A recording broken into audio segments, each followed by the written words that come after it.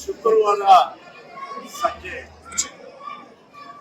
ಶುಕ್ರವಾರ ದೇವಿಗೆ ಪ್ರಾಶಸ್ತ್ಯವಾದಂತಹ ದಿನ. ಹಾಗಾಗಿ ಇವತ್ತು ನಾಡಿನ ಮೂಲೆ ಮೂಲೆಯಿಂದ ಯಥೇಚ್ಛವಾಗಿ ಜನ ಬಂದಿದ್ದಾರೆ. ಶುಕ್ರವಾರ ಇಂದು ಬೆಳಿಗ್ಗೆ 7:25 ದರ್ಶನ ಆರಂಭ ಆಗಿದೆ. ಈಗ ಸಂಜೆ 8 ಗಂಟೆ ಅಷ್ಟೊತ್ತಿಗೆ, ಬೆಳಿಗ್ಗೆ 7:25ರಿಂದ ಸಂಜೆ 8 ಗಂಟೆ ಅಂದ್ರೆ 12 ಗಂಟೆಗಳ ಅವಧಿಯಲ್ಲಿ ಮಧ್ಯದಲ್ಲಿ 1 ಗಂಟೆ ನೈವೇದ್ಯಕ್ಕೆ ದರ್ಶನ ನಿಂತಿದ್ರೂ ಸಹ ಈ 11 ಗಂಟೆಯಲ್ಲಿ ಇವತ್ತು 3,10,000 ಜನ ದರ್ಶನವನ್ನ ಪಡೆದಿದ್ದಾರೆ. 3,10,000 ಜನ ದರ್ಶನವನ್ನ ಪಡೆದಿದ್ದಾರೆ. ಹೋದ ವರ್ಷ ಶುಕ್ರವಾರ ಇಡೀ ನಾವು ಶುಕ್ರವಾರ ಬೆಳಿಗ್ಗೆಯಿಂದ ಶನಿವಾರ ಬೆಳಿಗ್ಗೆವರೆಗೆ ತೆಗೆದುಕೊಂಡ್ರೆ 24 ಗಂಟೆ ಅವಧಿಯಲ್ಲಿ 1,84,800 ಜನ ಹೋದ ವರ್ಷ ಪಡೆದಿದ್ರು ದರ್ಶನ. ಶುಕ್ರವಾರ ಅದು 24 ಗಂಟೆಗೆ. ಈ ವರ್ಷ 12 ಗಂಟೆ ಅವಧಿಯಲ್ಲಿ 3,10,000 ಜನ ದರ್ಶನ ಪಡೆದಿದ್ದಾರೆ. 3,10,000 ಜನ ದರ್ಶನ ಪಡೆದಿದ್ದಾರೆ.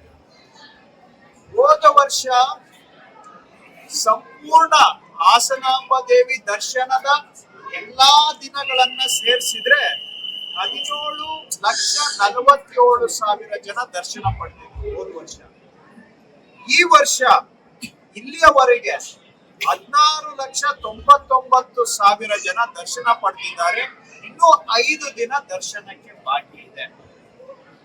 ದಿನಕ್ಕೆ ನೀವು ಕನಿಷ್ಠ 2 ಲಕ್ಷ ಅಂತ ತಗೊಂಡ್ರು ಕೂಡ 27 ಲಕ್ಷ ದಾಟುತ್ತೆ. ಹೋದ ವರ್ಷ 17 ಲಕ್ಷ, ಈ ವರ್ಷ 27 ಲಕ್ಷ. ಈ ಶುಕ್ರವಾರ ಹೋದ ವರ್ಷ 24 ಗಂಟೆ ಅವಧಿಯಲ್ಲಿ 1,84,000 ಜನ ದರ್ಶನ ಪಡೆದಿದ್ರು.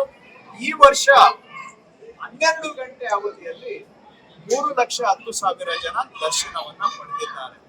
ಹಾಗಾಗಿ ಇವತ್ತು ದರ್ಶನದ ಸಮಯ 7 ಗಂಟೆ, 8 ಗಂಟೆ, 9 ಗಂಟೆಗೆ ತಲುಪಿದೆ. ರಿಪೀಟ್ ಮಾಡ್ತೇನೆ, ದರ್ಶನದ ಸಮಯ 7, 8, 9 ಗಂಟೆ ಆಗಿದೆ.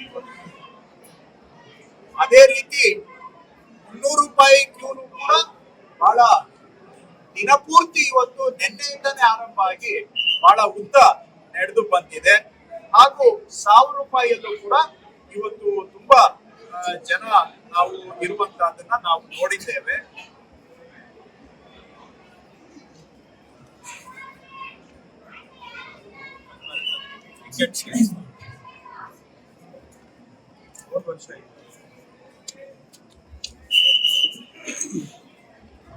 ದಿನಗಳು ಸೇರಿ 300 ರೂಪಾಯಿದು ಟಿಕೆಟ್ ಸೇಲ್ಸ್ 65,000 ಇತ್ತು, 1,000 ರೂಪಾಯಿದು 75,000 ಇತ್ತು. ಎರಡು ಸೇರಿದ್ರೆ 1,40,000 ಟಿಕೆಟ್ ಹೋದ ವರ್ಷ ಸೇಲ್ಸ್ ಆಗಿದೆ ಇಡೀ ಎಲ್ಲಾ ದಿನಗಳಿಗೆ. ಈ ವರ್ಷ ಇನ್ನೂ 6 ದಿನ ಬಾಕಿ ಇರುವಾಗ ಆಲ್ರೆಡಿ 1,97,882 ಟಿಕೆಟ್ ಸೇಲ್ಸ್ ಆಗಿದೆ. ಹೋದ ವರ್ಷ ಇಡೀ ಜಾತ್ರಾ ಮಹೋತ್ಸವದ ಎಲ್ಲಾ ದಿನಗಳು ಸೇರಿಸಿದ್ರೆ 1,40,000 ಆಗಿತ್ತು. ಈ ವರ್ಷ ಇನ್ನು 6 ದಿನ ಬಾಕಿ ಇರುವಾಗ ಆಲ್ರೆಡಿ 1,97,882 ಟಿಕೆಟ್ ಸೇಲ್ಸ್ ಆಗಿದೆ. ಹೋದ ವರ್ಷ ಆನ್ಲೈನ್ ಅಲ್ಲಿ ಬರೀ 2,500 ಟಿಕೆಟ್ ಸೇಲ್ಸ್ ಆಗಿತ್ತು ಇಡೀ ಸೀಸನ್ಗೆ. ಈ ವರ್ಷ ನಿನ್ನೆವರೆಗೆ ಆನ್ಲೈನ್ ಅಲ್ಲಿ 48,000 ಟಿಕೆಟ್ ಸೇಲ್ಸ್ ಆಗಿದೆ.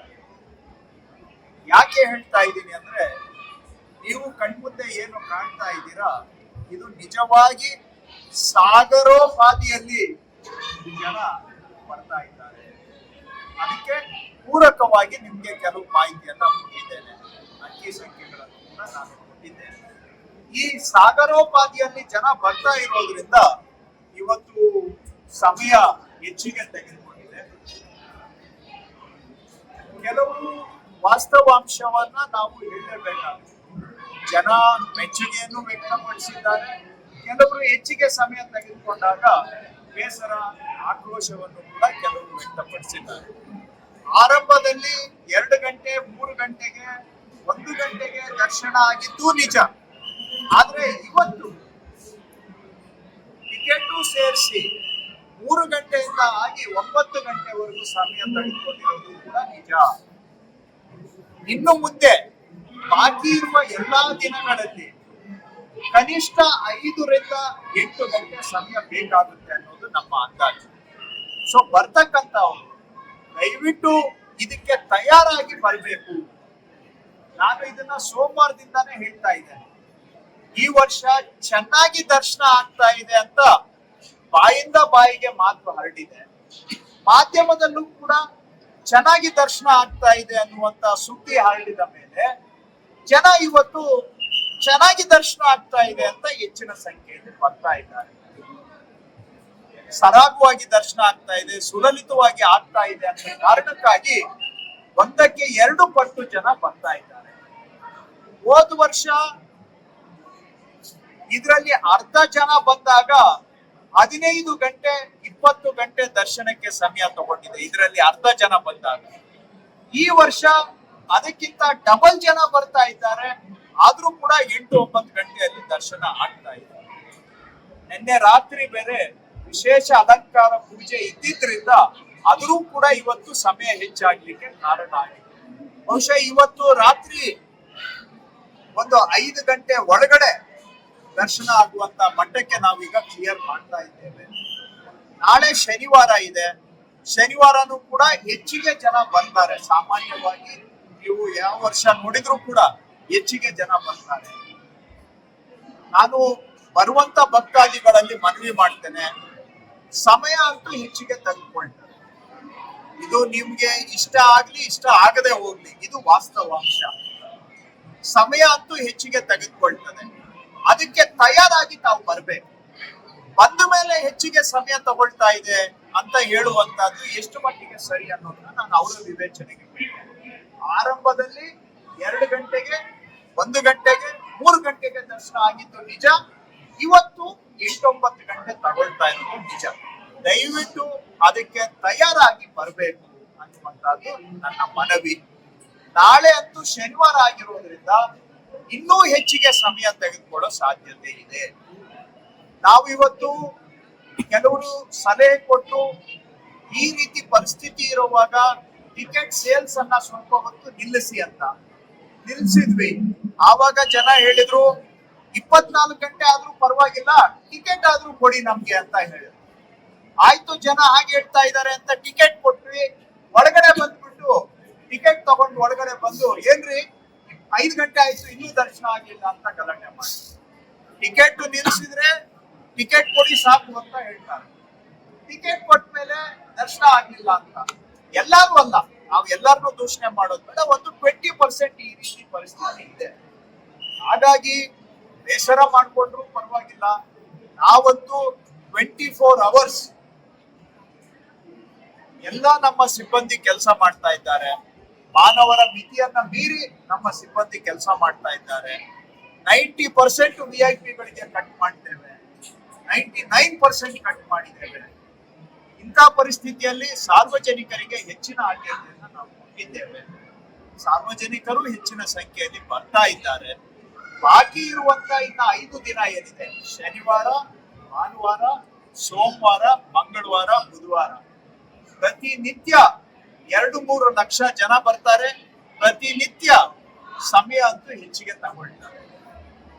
ಅದಲ್ಲದೆ ಮುಂದಿನ 3-4 ದಿನಕ್ಕೆ ಮಳೆ ಹೆಚ್ಚಾಗಿ ಬರಬಹುದು ಅನ್ನುವಂತ ಮುನ್ಸೂಚನೆಯನ್ನು ಕೂಡ ಇದೆ. ಹಾಸನದಲ್ಲಿ ಪ್ರತಿನಿತ್ಯ ಮಳೆ ಆಗುವ ಸಾಧ್ಯತೆ ಇದೆ. ದಯವಿಟ್ಟು ಬರುವಂತವರು ಮಳೆಯಿಂದ ಆಗುವಂತಹ ತೊಂದರೆ, ಅಸ್ತವ್ಯಸ್ತವನ್ನು ಕೂಡ ಗಮನದಲ್ಲಿ ಇಟ್ಕೊಳ್ಬೇಕು ಅಂತ ಬರುವಂತವರಲ್ಲಿ ನಾನು ಮನವಿ ಮಾಡ್ತೇನೆ. ಹಾಗಾಗಿ ಇವೆಲ್ಲ ವಾಸ್ತವಾಂಶವನ್ನ ತಿಳಿಸುವಂತ ಪ್ರಯತ್ನ ನಾವು ಮಾಡ್ತಾ ಇದ್ದೇವೆ. ಅಪ್ರಿಸಿಯೇಷನ್ ಸಿಗುತ್ತೆ. ಸ್ವಲ್ಪ ವಾಸ್ತವಾಂಶ ಹೇಳಿ ಕಹಿ ಅನ್ನಿಸ್ದಾಗ ಜನ ನಮ್ಮ ಮೇಲೆ ಬೇಸರ ಆಗ್ಬಹುದು, ಜನ ನಮ್ಮ ಮೇಲೆ ಆಕ್ರೋಶ ಆಗ್ಬಹುದು. ಆದ್ರೆ ವಾಸ್ತವಾಂಶ ಅಂತೂ ನಾವು ಹೇಳಲೇಬೇಕಾಗುತ್ತೆ. ಸೊ ದಯವಿಟ್ಟು ಇದನ್ನೆಲ್ಲಾ ಮಾಹಿತಿಗಳನ್ನ ಜನ ತಿಳ್ಕೊಳ್ಬೇಕು. ಅದಕ್ಕೆ ತಕ್ಕ ಹಾಗೆ ಅವರು ತಯಾರಾಗಿ ಬಂದು ತಾಳ್ಮೆ ತಾಳ್ಮೆಯಿಂದ ಸಹಕರಿಸಬೇಕು. ಇಲ್ಲಿ ಒಳಗಡೆ ನಾವು ಅನೌನ್ಸ್ಮೆಂಟ್ ಮಾಡ್ತಾ ಇದ್ದೇವೆ ಎಂಟ್ರೆನ್ಸ್ ಅಲ್ಲಿ ಇಷ್ಟು ಗಂಟೆ ಆಗುತ್ತೆ ಅಂತ. ಹಾಗಾಗಿ ಅದಕ್ಕೆ ತಕ್ಕ ಹಾಗೆ ಜನ ತಾಳ್ಮೆಯಿಂದ ನಮ್ಗೆ ಸಹಕಾರ ಕೊಟ್ರೆ ನಾವು ಕೂಡ ದರ್ಶನ ಮಾಡಿಸ್ಲಿಕ್ಕೆ ಸಾಧ್ಯ ಆಗುತ್ತೆ. ನಮ್ಮ ಸಿಬ್ಬಂದಿ ಬೇರೆ ಯಾವುದೂ ಕೆಲಸ ಬಿಟ್ಟು ಇದೊಂದೇ ಕೆಲಸವನ್ನ 24 ಅವರ್ಸ್ ನಾವೆಲ್ಲ ಮಾಡ್ತಾ ಇದ್ದಾರೆ ಅವರು. ಹಾಗಾಗಿ ಜನಗಳ ಸಹಕಾರ ಇದ್ರೆ ಮಾತ್ರ ಈ ಜಾತ್ರಾ ಮಹೋತ್ಸವ ಯಶಸ್ವಿ ಆಗುತ್ತೆ. ನಮ್ಮ ಪ್ರಯತ್ನ, ನಮ್ಮ ಸಿದ್ಧತೆ ನಾವೆಲ್ಲವನ್ನು ಮಾಡ್ಕೊಂಡಿದ್ದೇವೆ. ಇನ್ನು ಜನಗಳು ಎಷ್ಟು ಮಟ್ಟಿಗೆ ಸಹಕಾರ ಕೊಡ್ತಾರೆ ಅದ್ರ ಮೇಲೆ ಕೂಡ ಡಿಪೆಂಡ್ ಆಗುತ್ತೆ. ಇಲ್ಲಿವರೆಗೂ ಅಂತೂ ತುಂಬಾ ಸಹಕಾರ ಕೊಟ್ಟಿದ್ದಾರೆ. ಇನ್ನು ಮುಂದೆ ಸ್ವಲ್ಪ ಸಮಯ ಹೆಚ್ಚಾಗೋದ್ರಿಂದ ಯಾರು ತಾಳ್ಮೆ ಸಹನೆಯನ್ನ ಕಳೆದುಕೊಳ್ಳದೆ ಶಾಂತಿಯುತವಾಗಿ ಸಹಕರಿಸಬೇಕು ಅಂತ ನಾನು ಜನಗಳಲ್ಲಿ ಮನವಿ ಮಾಡ್ತೇನೆ.